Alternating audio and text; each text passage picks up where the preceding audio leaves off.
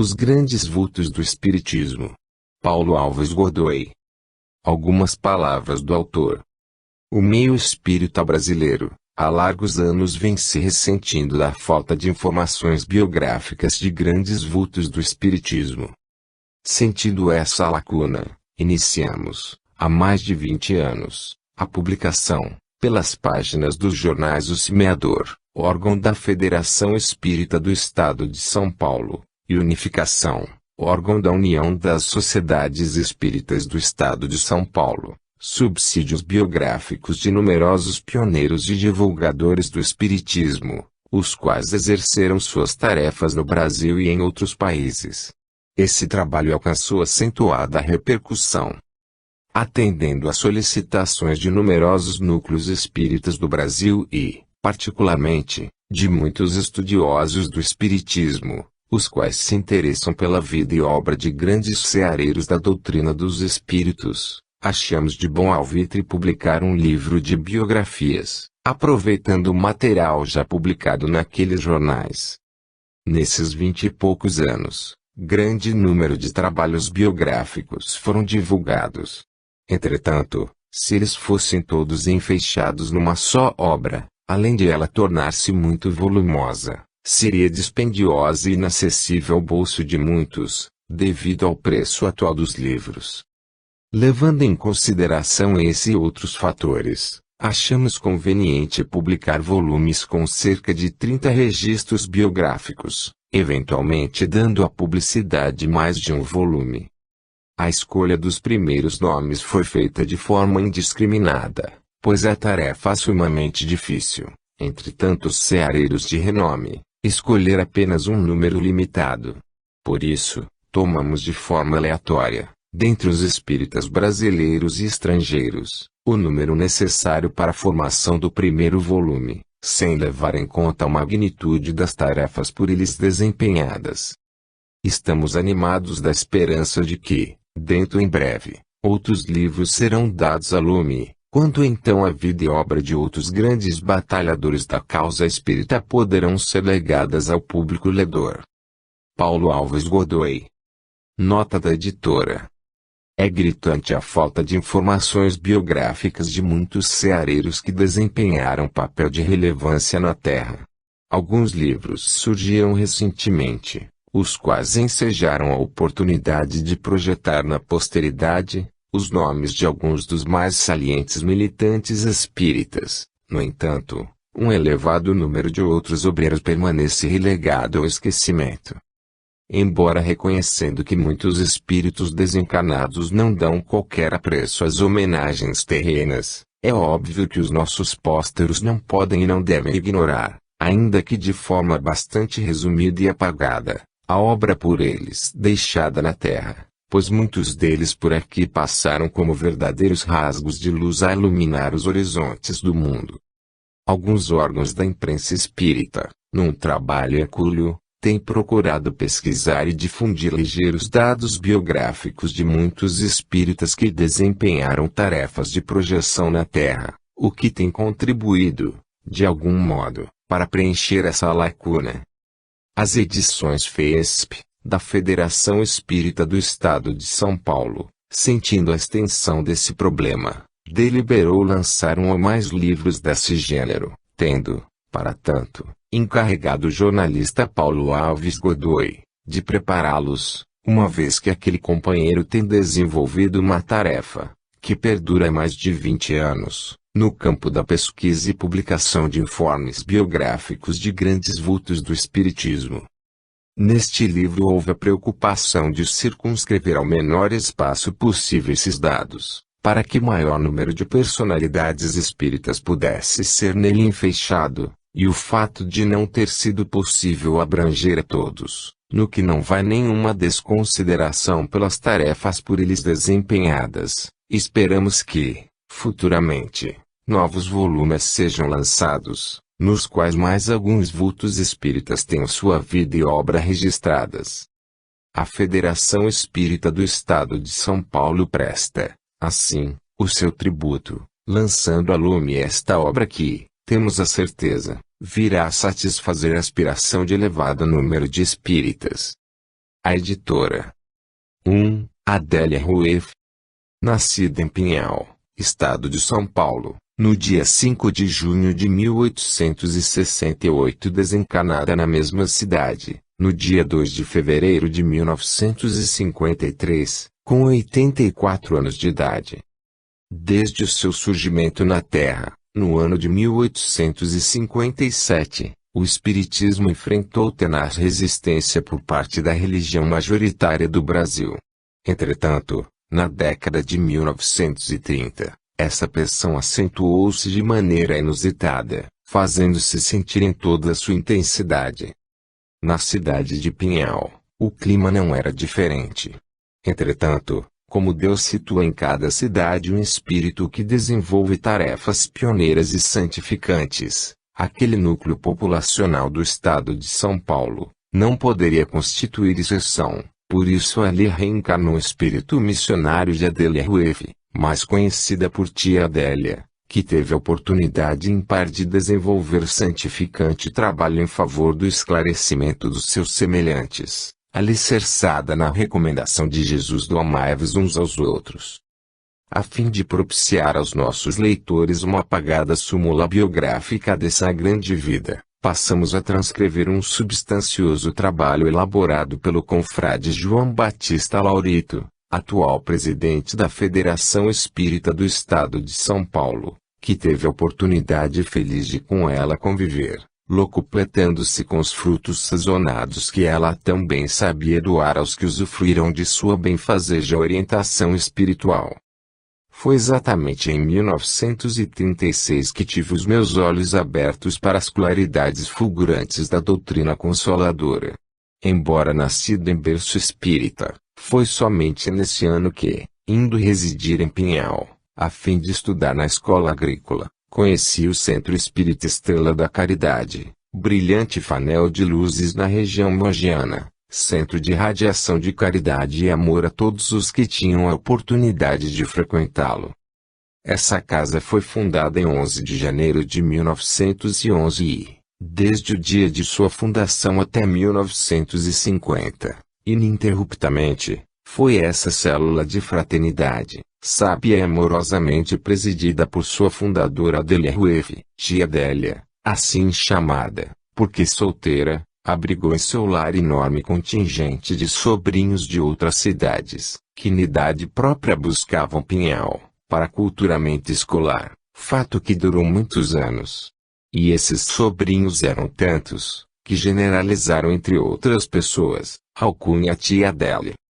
O doutor Francisco Silviano de Almeida Brandão, por ocasião de sua colação de grau como médico, houvera feito uma promessa no final do século XIX que se tudo transcorresse bem por ocasião de sua formatura, abriria um centro espírita, pois já nessa época professava a crença reencarnacionista.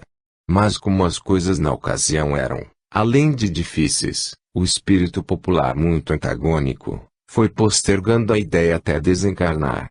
No mundo espiritual, viu a necessidade do cumprimento da promessa, e surgindo a primeira oportunidade, comunicou-se com Tia Adélia, pedindo-lhe que cumprisse por ele a promessa. Assim nasceu o Centro Espírita Estrela da Caridade. Durante 5 anos, moramos com ela.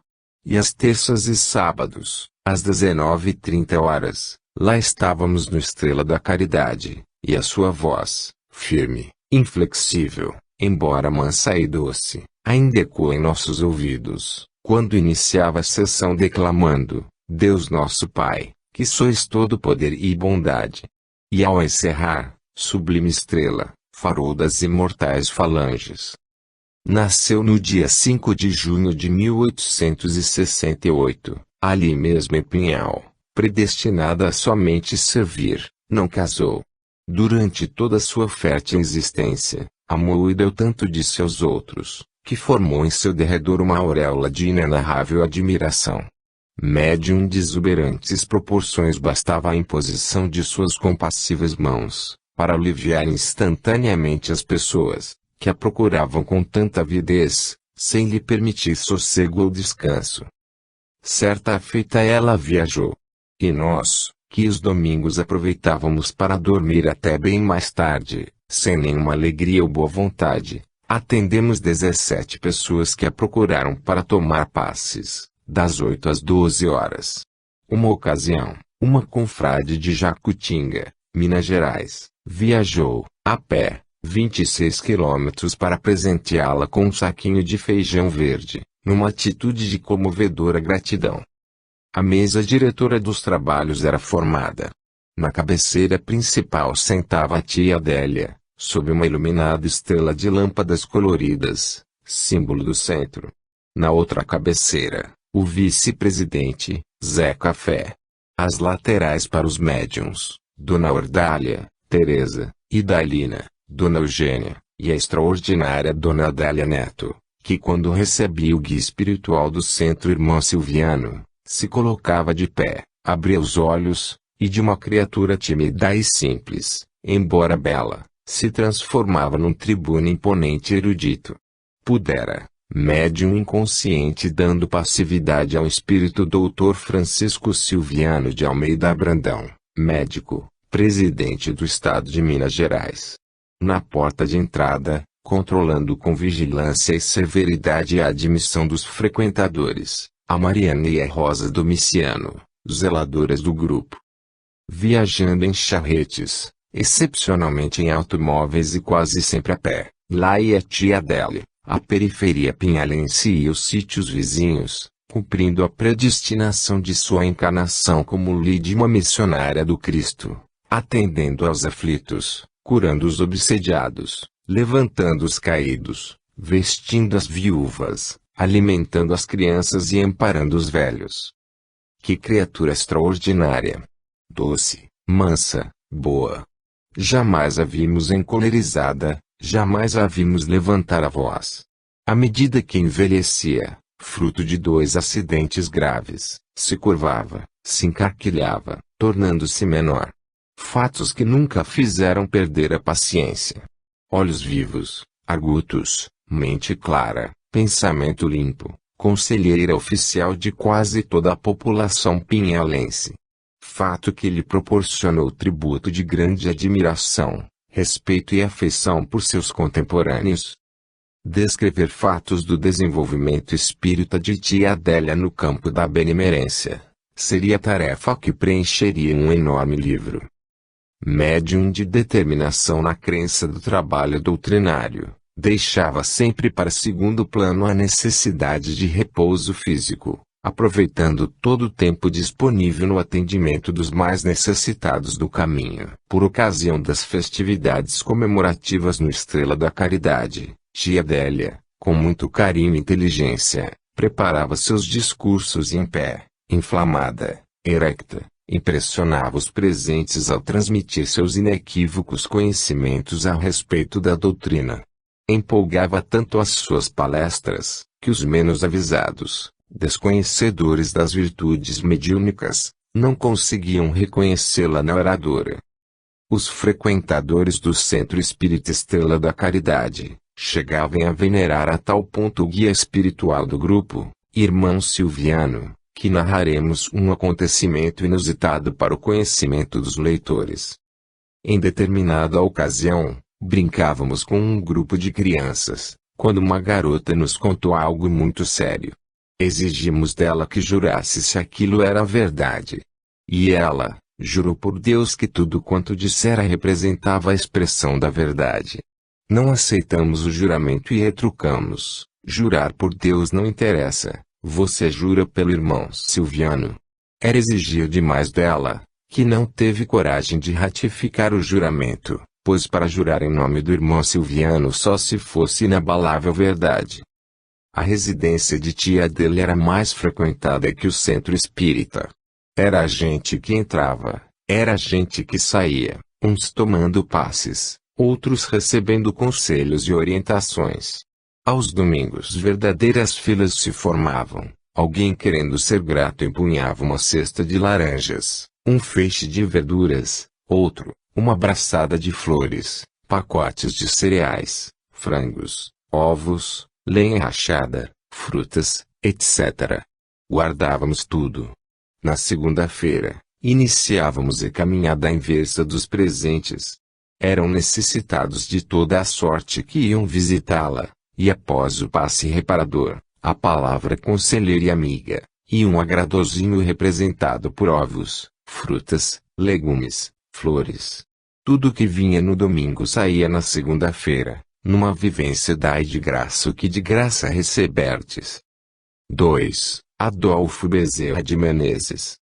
Nascido na antiga freguesia do Riacho do Sangue, hoje Solonópole, no Ceará, aos 29 dias do mês de agosto de 1831, e desencarnado no Rio de Janeiro, a 11 de abril de 1900.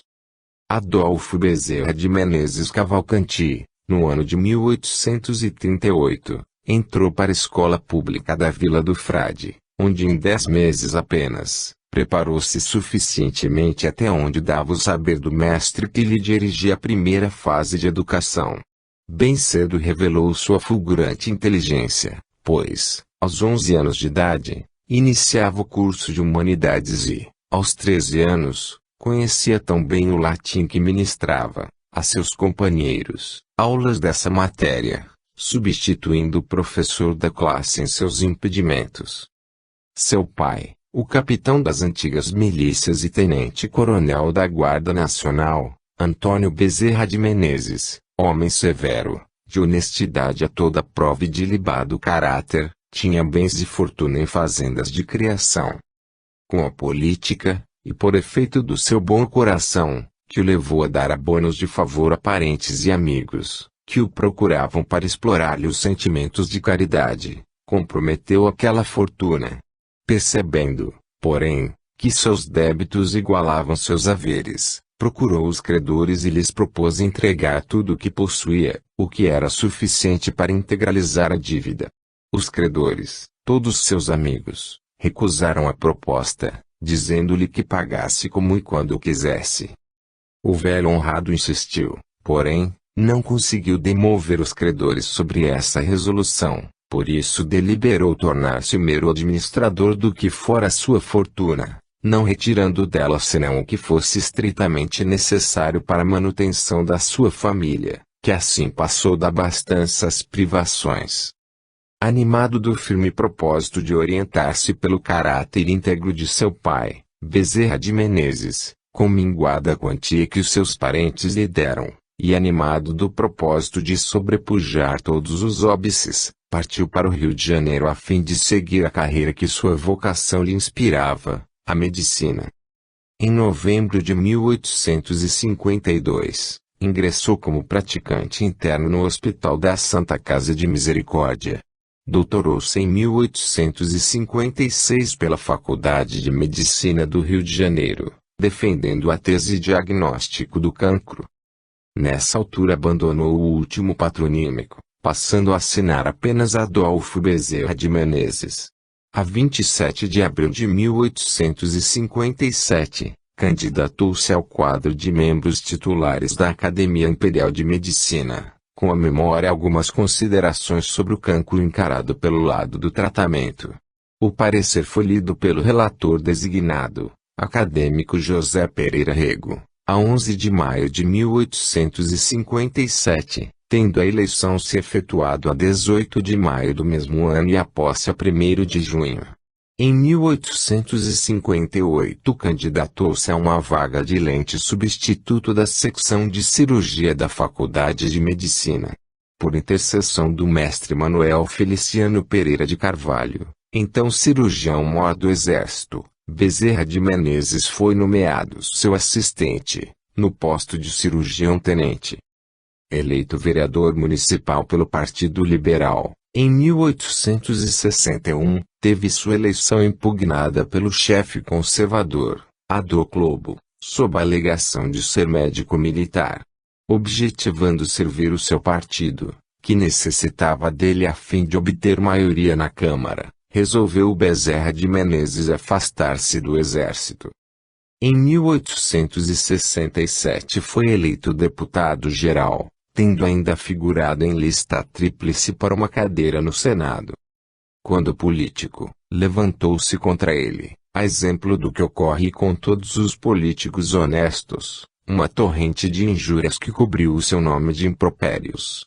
Entretanto, a prova da pureza da sua alma deu-se quando, abandonando a vida pública, foi viver para os pobres, repartindo com os necessitados o pouco que possuía. Corria sempre ao tugúrio do pobre, onde houvesse um mal a combater, levando ao aflito o conforto de sua palavra de bondade, o recurso da ciência de médico e o auxílio da sua bolsa minguada e generosa. Desviado interinamente da atividade política e dedicando-se a empreendimentos empresariais, criou a Companhia de Estrada de Ferro Macaé, a Campos, na então província do Rio de Janeiro. Depois, empenhou-se na construção da via férrea de S. Antônio de Pádua, etapa necessária ao seu desejo, não concretizado, de levá-la até o Rio Doce. Era um dos diretores da Companhia Arquitetônica que, em 1872, abriu o Boulevard 28 de Setembro, no então bairro de Vila Isabel, cujo topônimo prestava homenagem à Princesa Isabel. Em 1875, era presidente da Companhia Carril de S. Cristóvão. Retornando à política, foi eleito vereador em 1876, exercendo o mandato até 1880. Foi ainda presidente da Câmara e deputado-geral pela província do Rio de Janeiro, no ano de 1880. O doutor Carlos Travassos havia empreendido a primeira tradução das obras de Allan Kardec que levara a bom termo a versão portuguesa de O Livro dos Espíritos. Logo que esse livro saiu do prelo, levou um exemplar ao deputado Bezerra de Menezes, entregando-o com dedicatória. O episódio foi descrito do seguinte modo pelo futuro médico dos pobres: deu-mo na cidade e eu morava na Tijuca, a 1 hora de viagem de bonde. Embarquei com o livro e, como não tinha distração para a longa viagem, disse comigo: ora, adeus. Não hei de ir para o inferno por ler isto. Depois, é ridículo confessar-me ignorante desta filosofia, quando tenho estudado todas as escolas filosóficas. Pensando assim, abri o livro e prendi-me a ele, como acontecerá com a Bíblia. Lia. Mas não encontrava nada que fosse novo para meu espírito. Entretanto, tudo aquilo era novo para mim. Eu já tinha lido ou ouvido tudo o que se achava no Livro dos Espíritos. Preocupei-me seriamente com este fato maravilhoso e a mim mesmo dizia: parece que eu era espírita inconsciente, ou, mesmo como se diz vulgarmente, de nascença. No dia 16 de agosto de 1886, um auditório de cerca de 2.000 pessoas da melhor sociedade enchia a sala de honra da Guarda Velha, na Rua da Guarda Velha, atual Avenida 13 de Maio, no Rio de Janeiro, para ouvir em silêncio, emocionado, atônito, a palavra sábia do eminente político, do eminente médico, do eminente cidadão, do eminente católico, Dr. Bezerra de Menezes, que proclamava sua decidida conversão ao espiritismo. Bezerra era um religioso no mais elevado sentido. Sua pena, por isso, desde o primeiro artigo assinado, em janeiro de 1887, foi posta a serviço do aspecto religioso do espiritismo. Demonstrada a sua capacidade literária no terreno filosófico e religioso, quer pelas réplicas, quer pelos estudos doutrinários, a Comissão de Propaganda da União Espírita do Brasil incumbiu-o de escrever, aos domingos, no país tradicional órgão da imprensa brasileira, a série de estudos filosóficos, sob o título Espiritismo.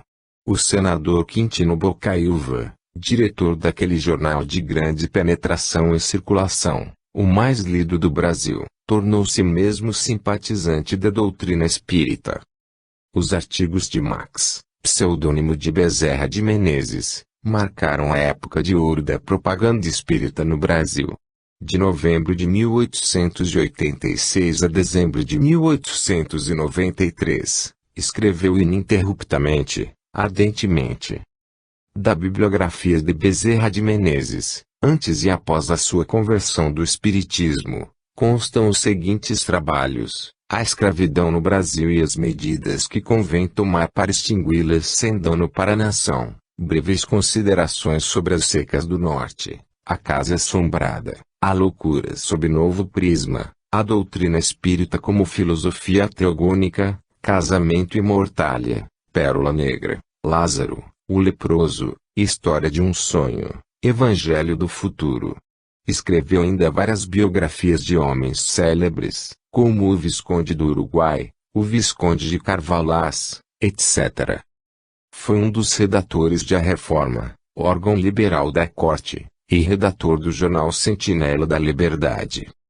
Bezerra de Menezes tinha a função de médico no mais elevado conceito, por isso, dizia ele, um médico não tem o direito de terminar uma refeição, nem de perguntar se é longe ou perto, quando um aflito qualquer lhe bate à porta.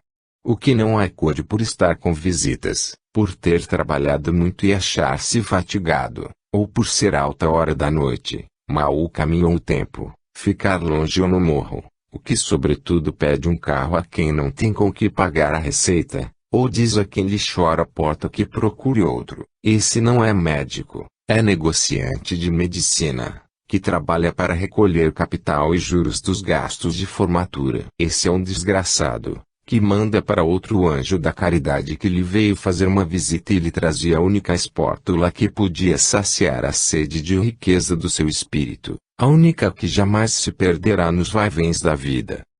Em 1883, reinava um ambiente francamente dispersivo no seio do espiritismo brasileiro e os que dirigiam os núcleos espíritas do Rio de Janeiro sentiam a necessidade de uma união mais bem estruturada e que, por isso mesmo, se tornasse mais indestrutível. Os centros, onde se ministrava a doutrina, trabalhavam de forma autônoma. Cada um deles exercia sua atividade em um determinado setor, sem conhecimento das atividades dos demais. Esse sentimento levou-os à fundação da Federação Espírita Brasileira.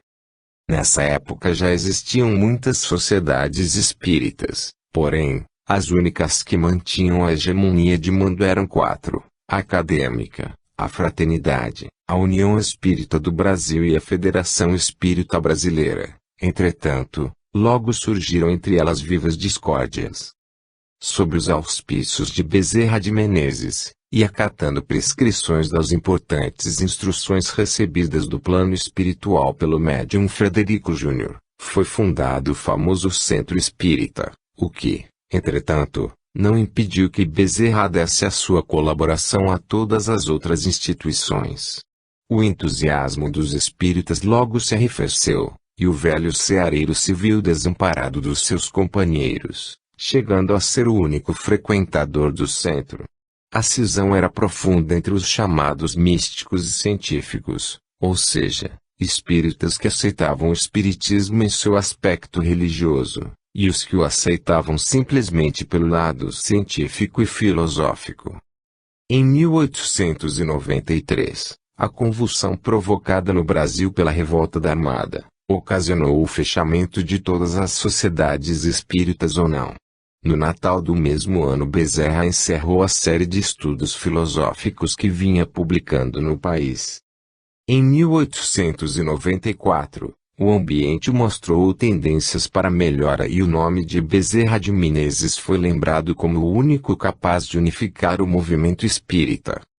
O infatigável batalhador, com 63 anos de idade, assumiu a presidência da Federação Espírita Brasileira, cargo que ocupou até sua desencarnação. Iniciava-se o ano de 1900, e Bezerra de Menezes foi acometido de violento ataque de congestão cerebral, que o prostrou no leito, de onde não mais se levantaria.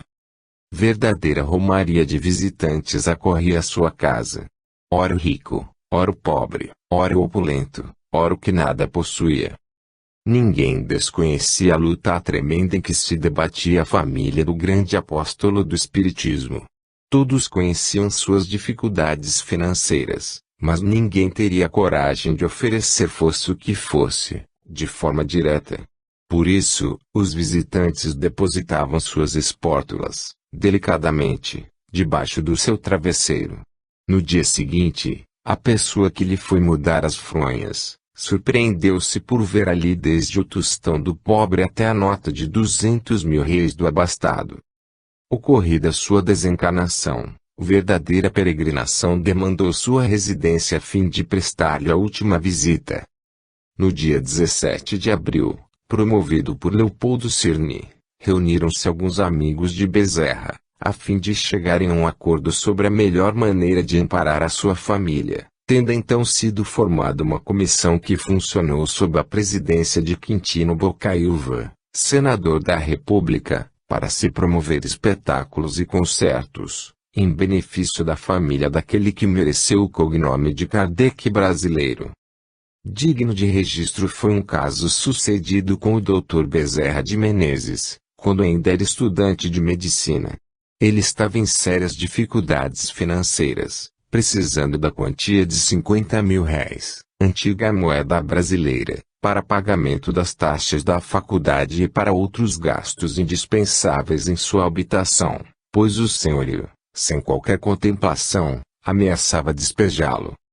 Desesperado, uma das raras vezes em que Bezerra se desesperou na vida, e como não fosse incrédulo, ergueu os olhos ao alto e apelou a Deus.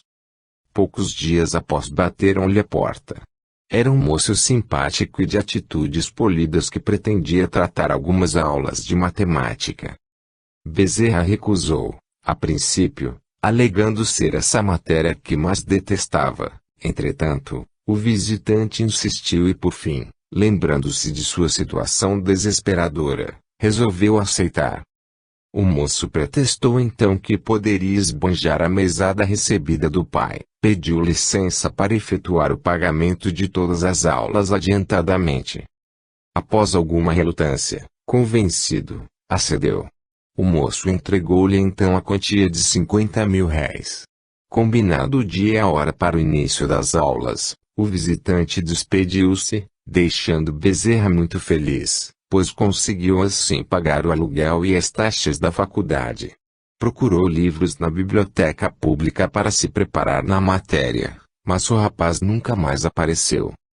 No ano de 1894, em face das dissensões reinantes no seio do espiritismo brasileiro, alguns confrades, tendo à frente o Dr. Bittencourt Sampaio, resolveram convidar Bezerra a fim de assumir a presidência da Federação Espírita Brasileira.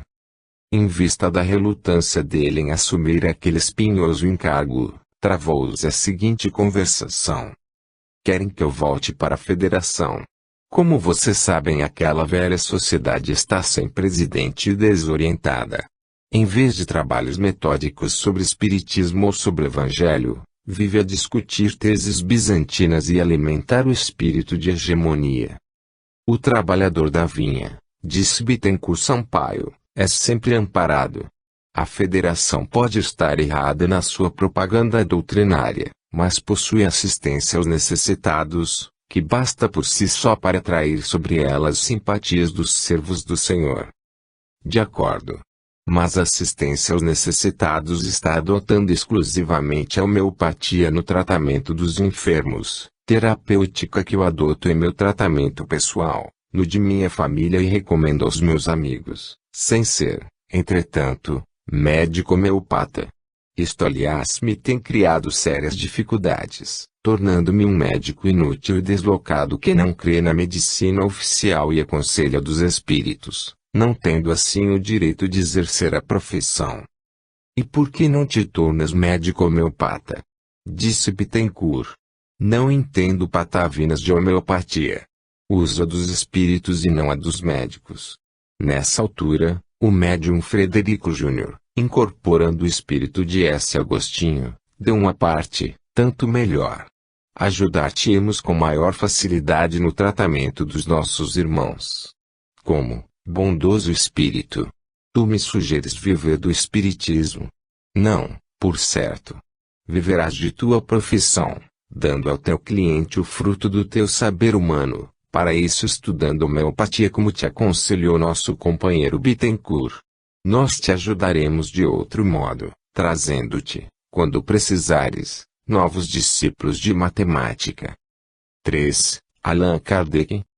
Nascido em Lyon, França, no dia 3 de outubro de 1804 e desencarnado em Paris, no dia 31 de março de 1869. Muito se tem escrito sobre a personalidade de Allan Kardec, existindo mesmo várias extensas biografias sobre a sua obra missionária. É sobejamente conhecida a sua vida anteriormente ao dia 18 de abril de 1857, quando publicou a magistral obra O Livro dos Espíritos, que deu início ao processo de codificação do Espiritismo. Nesta súmula biográfica, procuraremos esboçar alguns informes sobre a sua inconfundível personalidade, alguns deles já do conhecimento geral. O seu verdadeiro nome era Hippolyte Léon Denisard Rivail. Hippolyte em família, professor Rivail na Sociedade HLD. Rivail na literatura era, desde os 18 anos mestre colegial de Ciências e Letras, e, desde os 20 anos renomado autor de livros didáticos. Suas obras espíritas foram escritas com o pseudônimo de Allan Kardec. Destacou-se na profissão para a qual fora aprimoradamente educado na Suíça, na escola do maior pedagogo do primeiro quartel do século XIX, de fama mundial e até hoje paradigma dos mestres, João Henrique Pestalozzi. E, em Paris, sucedeu ao próprio mestre. Allan Kardec contava 51 anos quando se dedicou à observação e estudo dos fenômenos espíritas, sem os entusiasmos naturais das criaturas ainda não amadurecidas e sem experiência. A sua própria reputação de homem probo e culto constituiu o obstáculo em que esbarraram certas afirmações levianas dos detratores do espiritismo. 2 anos depois, em 1857, divulgava o Livro dos Espíritos. Em 1858, iniciava a publicação da famosa Revue Spirit. Em 1861, dava a lume o Livro dos Médiuns. Em 1864, aparecia o Evangelho segundo o Espiritismo, seguido de O Céu e o Inferno em 1865. Finalmente, em 1868 a Gênesis, completava o Pentateuco do Espiritismo. Na ingente tarefa de codificação do Espiritismo, Allan Kardec contou com o valioso concurso de 3 meninas que se tornaram as médiuns principais no trabalho de compilação de O Livro dos Espíritos, Caroline Baldin, Julie Baldin e Ruth Celine Japet.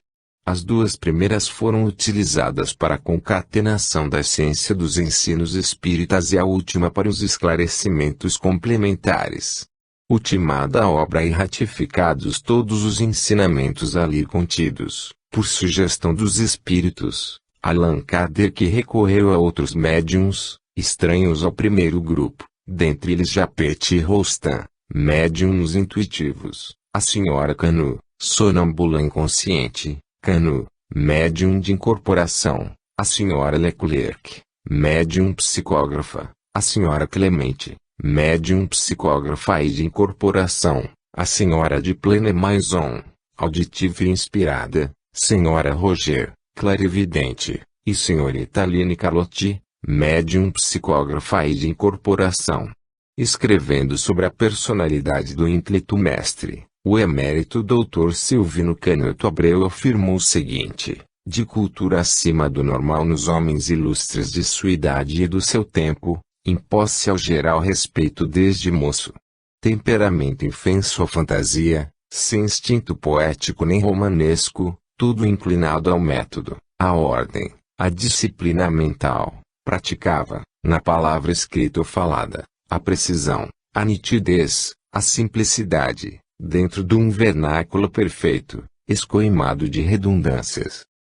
De estatura meia, apenas 165 centímetros, e constituição delicada, embora saudável e resistente, o professor Rivail tinha o rosto sempre pálido, chupado, de zigômias salientes e pele sardenta, castigado de rugas e verrugas. Fronte vertical comprida e larga, arredondada ao alto, erguida sobre arcadas orbitárias proeminentes, com sobrancelhas abundantes e castanhas. Cabelos lisos e grisalhos, ralos por toda parte, falhos atrás, onde alguns fios mal encobriam a larga coroa calva da madureza, repartidos, na frente, da esquerda para a direita, sem topetes, confundidos, nos temporais, com as barbas grisalhas e aparadas que lhe desciam até o lóbulo das orelhas e cobriam, na nuca, o colarinho duro, de pontas coladas ao queixo. Olhos pequenos e afundados, com olheiras e pápulas.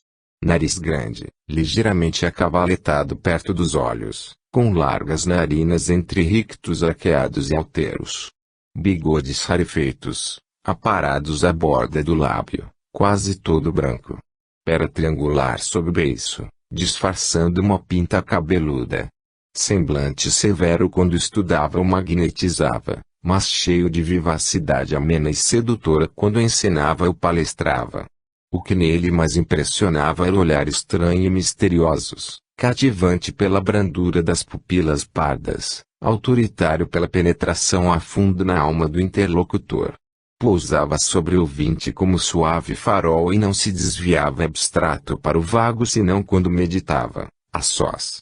E o que mais personalidade lhe dava era a voz, clara e firme, de tonalidade agradável e oracional, que podia mesclar agradavelmente desde o murmúrio acariciante até as explosões de eloquência parlamentar.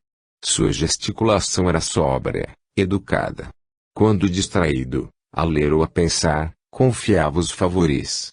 Quando ouvia uma pessoa, enfiava o polegar direito no espaço entre dois botões do colete, a fim de não aparentar impaciência e, ao contrário, convencer de sua tolerância e atenção.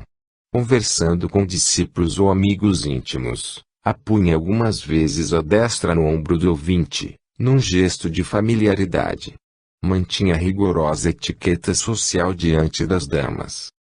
Pelo seu profundo e inexcedível amor ao bem e à verdade, Allan Kardec edificou para todos sempre o maior monumento de sabedoria que a humanidade poderia ambicionar, desvendando os grandes mistérios da vida, do destino e da dor, pela compreensão racional e positiva das múltiplas existências, tudo à luz meridiana dos postulados do ninfocristianismo.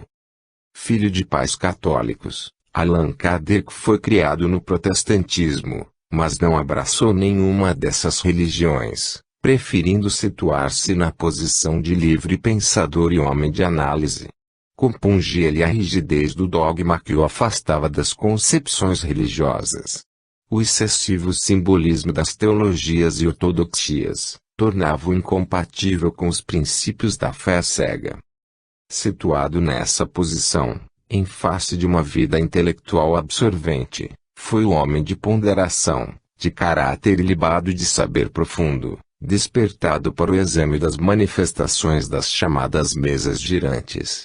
A esse tempo o mundo estava voltado, em sua curiosidade, para os inúmeros fatos psíquicos que, por toda parte, se registravam e que, pouco depois, culminaram no advento da altamente consoladora doutrina que recebeu o nome de Espiritismo, tendo como seu codificados, o educador emérito e imortal de Lyon. O Espiritismo não era, entretanto, criação do homem e sim uma revelação divina à humanidade para a defesa dos postulados legados pelo meigo Rabi da Galileia, numa quadra em que o materialismo avassalador conquistava as mais pujantes inteligências e os cérebros proeminentes da Europa e das Américas. A primeira sociedade espírita regularmente constituída foi fundada por Allan Kardec, em Paris, no dia 1º de abril de 1858. Seu nome era Sociedade Parisiense de Estudos Espíritas. A ela o codificador emprestou seu valioso concurso, propugnando para que atingisse os nobilitantes objetivos para os quais foi criada. Allan Kardec é invulnerável à increpação de haver escrito sob influência de ideias preconcebidas ou de espírito de sistema. Homem de caráter frio e severo, observava os fatos e dessas observações deduzia as leis que os regem. A codificação da doutrina espírita colocou Kardec na galeria dos grandes missionários e benfeitores da humanidade. A sua obra é um acontecimento tão extraordinário como a Revolução Francesa. Esta estabeleceu os direitos do homem dentro da sociedade. Aquela instituiu os liames do homem como universo. Deu-lhe as chaves dos mistérios que assoberbavam os homens, dentre eles o problema da chamada morte, os quais até então não haviam sido equacionados pelas religiões. A missão do ínclito mestre, como havia sido prognosticada pelo Espírito de verdade, era de escolhas e perigos, pois ela não seria apenas de codificar, mas principalmente de abalar e transformar a humanidade. A missão foi-lhe tão árdua que, em nota de 1º de janeiro de 1867, Kardec referia-se às ingratidões de amigos, a ódios de inimigos, a injúrias e calúnias de elementos fanatizados. Entretanto, ele jamais esmoreceu diante da tarefa. 4. Américo Montagnini. Professor Américo Montagnini, nascido na cidade de São João da Boa Vista, estado de São Paulo, no dia 1º de maio de 1897, e desencarnado em São Paulo, no dia 29 de novembro de 1966. Na história do Espiritismo paulista, um lugar de destaque é reservado ao professor Américo Montagnini, quer seja pela sua atuação incessante, quer pelo seu grande esforço em favor do engrandecimento da causa comum que esposamos. Montagnini foi presidente da tradicional Associação Espírita São Pedro e São Paulo, uma instituição que prestou inestimáveis serviços ao espiritismo, numa época quando ele era mal compreendido e olhado por muitos com reservas. Essa associação teve a sua sede na Rua Barão de Paranapiacaba número 7, na capital do estado de São Paulo, tendo passado por ela grandes vultos espíritas, dentre eles os doutores Augusto Militão Pacheco e Pedro Lameira de Andrade. Pertencendo ao quadro diretivo dessa famosa entidade espírita, o professor Montagnini foi um dos elementos que mais propugnaram para que tanto a Associação Espírita São Pedro e São Paulo como a Sociedade Metapsíquica de São Paulo se extinguissem, fundindo-se numa nova instituição, a Federação Espírita do Estado de São Paulo, com um programa muito mais vasto e arrojado. Desta forma, no dia 12 de julho de 1936, com a fundação da Federação, Montagnini passou a lhe dar todo o concurso possível.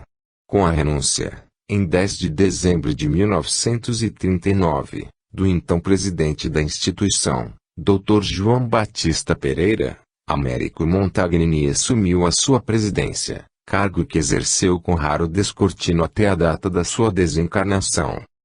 O trabalho do professor Montagnini no campo da divulgação do espiritismo foi dos mais salientes. Entretanto, ele trabalhava em silêncio, sem alardes. Médium de apreciáveis recursos, foi companheiro do Dr. Augusto Militão Pacheco nas tarefas de esclarecimento daqueles que necessitavam tomar conhecimento dos consoladores ensinamentos dessa doutrina. Desta forma, além de propiciar novas luzes àqueles que dela necessitavam, ele procurava minorar os sofrimentos daqueles que buscavam lenitivo para o corpo alquebrantado. Homem dotado de notável senso de responsabilidade, comedido em suas atitudes, leal, de invejável integridade moral, o professor Montagnini tornou-se de direito e de fato um dos baluartes no campo da divulgação do espiritismo no estado de São Paulo. 5. Anália Franco. Nascida na cidade de Resende, estado do Rio de Janeiro, no dia 1º de fevereiro de 1856, e desencarnada em São Paulo, no dia 13 de janeiro de 1919. Seu nome de solteira era Anália Emília Franco. Após consorciar-se em matrimônio com Francisco Antônio Bastos, seu nome passou a ser Anália Franco Bastos. Entretanto, é mais conhecida por Anália Franco. Com 16 anos de idade entrou num concurso de câmara dessa cidade e logrou aprovação para exercer o cargo de professora primária. Trabalhou como assistente de sua própria mãe durante algum tempo. Anteriormente a 1875 diplomou-se normalista, em São Paulo. Foi após a lei do ventre livre que sua verdadeira vocação se exteriorizou, a vocação literária. Já era por esse tempo notável como literata, jornalista e poetisa. Entretanto, chegou ao seu conhecimento que os nascituros de escravas estavam previamente destinados à roda da Santa Casa de Misericórdia. Já perambulavam, mendicantes, pelas estradas e pelas ruas, os negrinhos expulsos das fazendas por impróprios para o trabalho. Não eram, como até então negociáveis, com seus pais, e os adquirentes de cativos davam preferência às escravas que não tinham filhos no ventre. Anália escreveu, apelando para as mulheres fazendeiras. Trocou seu cargo na capital de São Paulo por outro no interior, a fim de socorrer as criancinhas necessitadas. Num bairro de uma cidade do norte do estado de São Paulo conseguiu uma casa para instalar uma escola primária. Uma fazendeira rica lhe cedeu a casa escolar com uma condição, que foi frontalmente repelida por Anália: não deveria haver promiscuidade de crianças brancas e negras. Diante dessa condição humilhante foi recusada a gratuidade do uso da casa, passando a pagar um aluguel. A fazendeira guardou ressentimento à altivez da professora, porém, naquele local a Anália inaugurou a sua primeira e original casa maternal. Começou a receber todas as crianças que lhe batiam à porta, levadas por parentes ou apanhadas nas moitas e desvios dos caminhos. A fazendeira, abusando do prestígio político do marido, vendo que a sua casa, embora alugada, se transformara num albergue de negrinhos, resolveu acabar com aquele escândalo em sua fazenda. Promoveu diligências junto ao coronel e este conseguiu facilmente a remoção da professora. Anália foi para a cidade e alugou uma casa velha, pagando de seu bolso o aluguel correspondente à metade do seu ordenado. Como o restante era insuficiente para a alimentação das crianças, não trepidou em ir, pessoalmente, pedir esmolas para a meninada. Partiu de manhã, a pé, levando consigo o grupinho escuro que ela chamava, em seus escritos, de meus alunos sem mães. Numa folha local anunciou que, ao lado da escola pública, havia um pequeno abrigo para as crianças desamparadas. A fama, nem sempre favorável da novel professora, encheu a cidade. A curiosidade popular tomou-se de espanto, num domingo de festa religiosa. Ela apareceu nas ruas com seus alunos sem mães, em bando precatório. Moça e magra, modesta e ativa, aquela impressionante figura de mulher, que mendigava para filhos de escravas, tornou-se o escândalo do dia. Era uma mulher perigosa, na opinião de muitos. Seu afastamento da cidade principiou a ser objeto de consideração em rodas políticas, nas farmácias. Mas rugiu a seu favor um grupo de abolicionistas e republicanos, contra o grande grupo de católicos, escravocratas e monarquistas. Com o decorrer do tempo, deixando algumas escolas maternais no interior, veio para São Paulo. Aqui entrou brilhantemente para o grupo abolicionista e republicano. Sua missão, porém, não era política. Sua preocupação maior era com as crianças desamparadas, o que a levou a fundar uma revista própria, intitulada Álbum das Meninas, cujo primeiro número veio a lume a 30 de abril de 1898. O artigo de fundo tinha o título As Mães e Educadoras. Seu prestígio no seio do professorado já era grande quando surgiram a abolição da escravatura e a república. O advento dessa nova era encontrou Anália com 2 grandes colégios gratuitos para meninas e meninos. E logo que as leis o permitiram, ela, secundada por 20 senhoras amigas, fundou o Instituto Educacional que se denominou Associação Feminina Beneficente e Instrutiva, no dia 17 de novembro de 1901, com sede no Largo do Aroche, em São Paulo. Em seguida criou várias escolas maternais e escolas elementares, instalando, com inauguração solene a 25 de janeiro de 1902, o Liceu Feminino, que tinha por finalidade instruir e preparar professores para a direção daquelas escolas, com o curso de 2 anos para as professoras de escolas maternais e de 3 anos para as escolas elementares. Anália Franco publicou numerosos folhetos e opúsculos referentes aos cursos ministrados em suas escolas, tratados especiais sobre a infância, nos quais as professoras encontraram meios de desenvolver as faculdades afetivas e morais das crianças, instruindo-as ao mesmo tempo. O seu opúsculo O Novo Manual Educativo era dividido em 3 partes: infância, adolescência e juventude.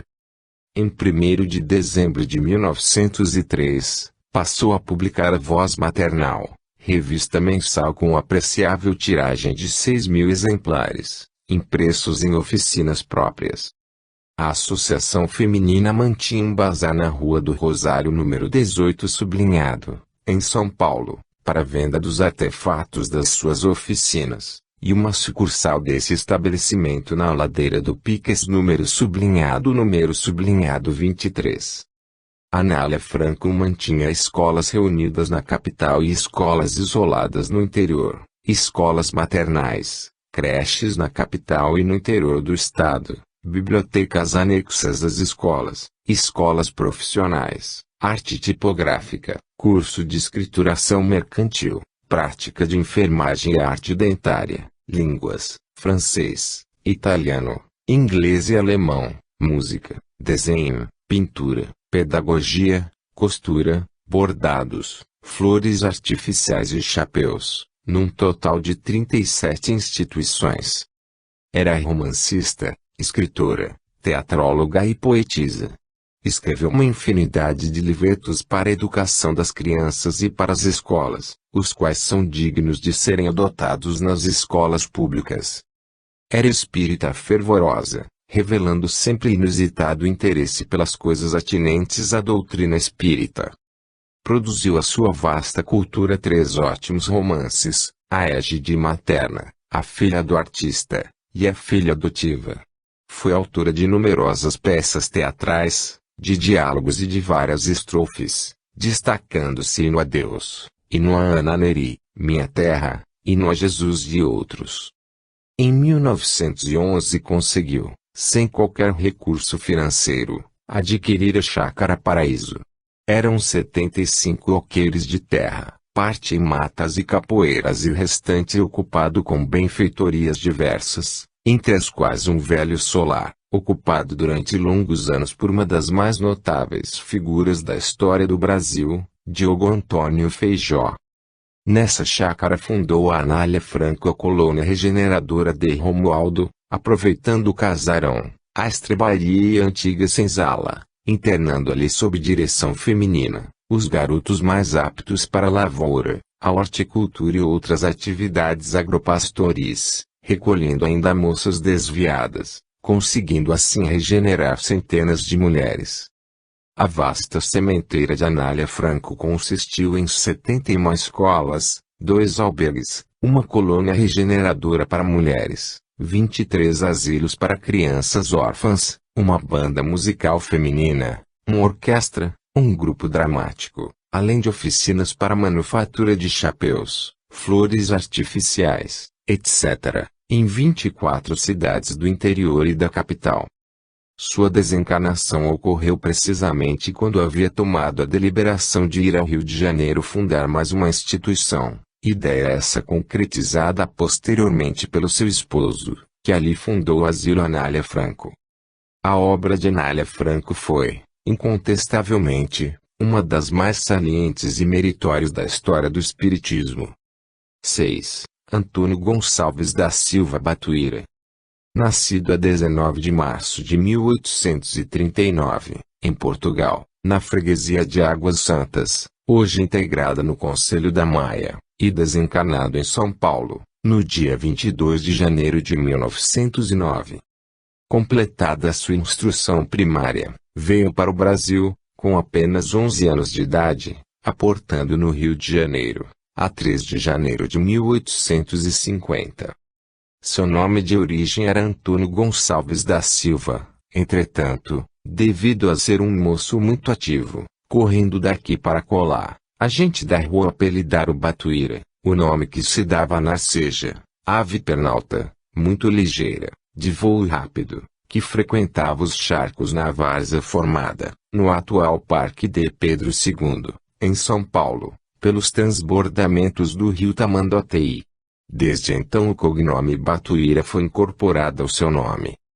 Batuíra desempenhou uma série de atividades que não cabe registrar nesta concisa biografia. Entretanto, podemos afirmar que defendeu calorosamente a ideia da abolição da escravatura no